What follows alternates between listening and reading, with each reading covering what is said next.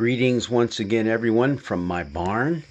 It's the wee hours of the morning, and I'm excited because even though this is Wake Up Wednesday, you know what else it is? It's the 1st of September. Yes, my favorite time of year. I just love the fall months, autumn, all the beauty of the harvest coming in, the cooler evenings and even the cooler days. That little bit of frost on the pumpkin, all that kind of cool stuff. So I'm excited. I hope you are too. And what I'm really excited about is our epistle lesson that comes from James once again. We're going to be here for just a few weeks. And now we're into chapter 2.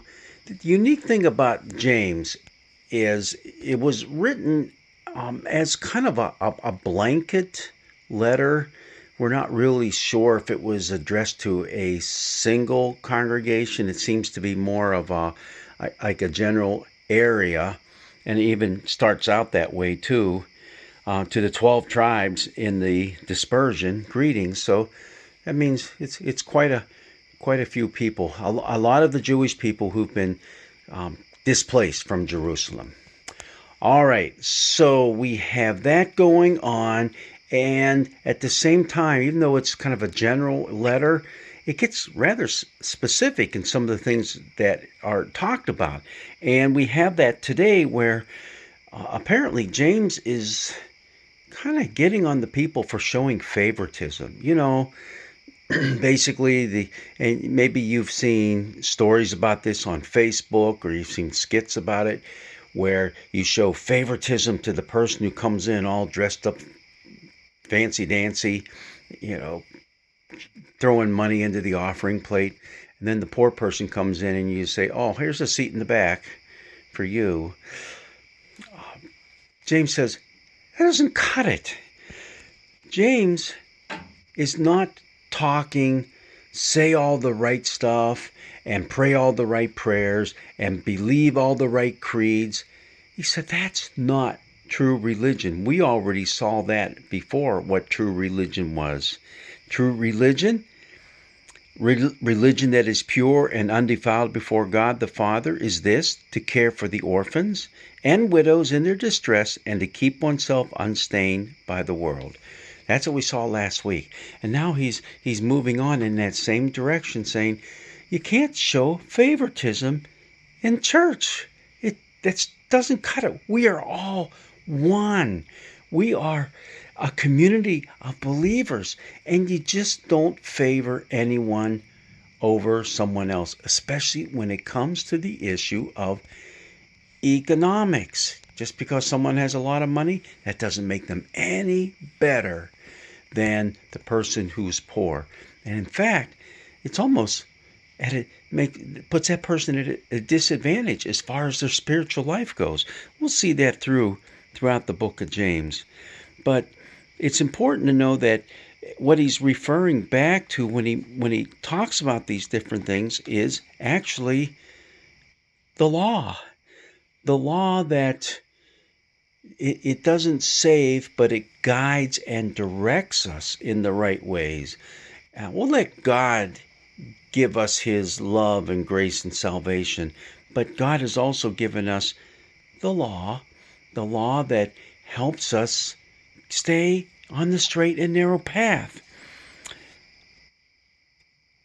If you have dishonored the poor, isn't it the rich that oppress you? See, he goes into that as well. He's saying, think about out there in the world, who are the ones that are dragging you into court all the time? It's the people with money, because they want more money. So they're going to be going after you and what you got. So what is this? What's going on here? What are you afraid of? Are you afraid of the fact that maybe you won't have enough to run all the programming you want? Well, think about it. That really, I don't think, was an issue back in this day and age, because they were house churches. And also, he does make references to synagogues. So he could be addressing those Jews who are now Jesus followers, who are still able to meet in a synagogue somewhere. And are you afraid that you're going to lose that synagogue to the other Jews, the Jews that do not follow Jesus, or you won't have enough money to maintain it, this, that, and the other. Well, got to really think about that. And how about this passage right here with, okay, it's chapter 2, and we're going all the way from verse 1 right through verse 13. But the lectionary cuts out of a few verses in there, and we won't get into that in this talk right now. But it's trying to focus our attention on how we treat those who aren't as well-to-do as we are. You do well if you fulfill the royal law, yeah, in other words, God's law, the royal law according to the scripture. You shall love your neighbor as you love yourself. Isn't that interesting? He's quoting right from the scripture. And he goes on to say, if you show partiality, you're actually falling into sin because you aren't obeying the law.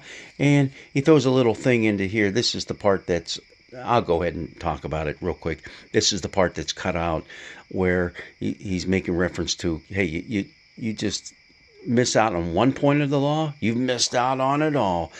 And the example he uses, if you say you haven't committed adultery, but you've committed murder, then you've blown the whole thing. Wow, are people going around committing murder in James congregations? Hey, I don't know. But here's the part that we all know about. We know, make reference to it.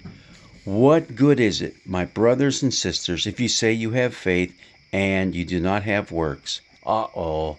Faith versus works. Here we go. Let's get all the arguments going here. No. That's not what he's saying. Can faith save you? If a brother or sister is naked and lacks daily food, and one of you says, hey, go in peace, keep warm, and eat your fill, and yet you don't help out the poor guy. Well, that's not exactly what it says. It says, you do not supply their bodily needs. What good is that? Faith by itself, if it has no works, is dead. I think we see a lot of that same thing coming from Jesus himself, too. Jesus isn't being quoted here, but he basically says the same thing. But Jesus shows us the way.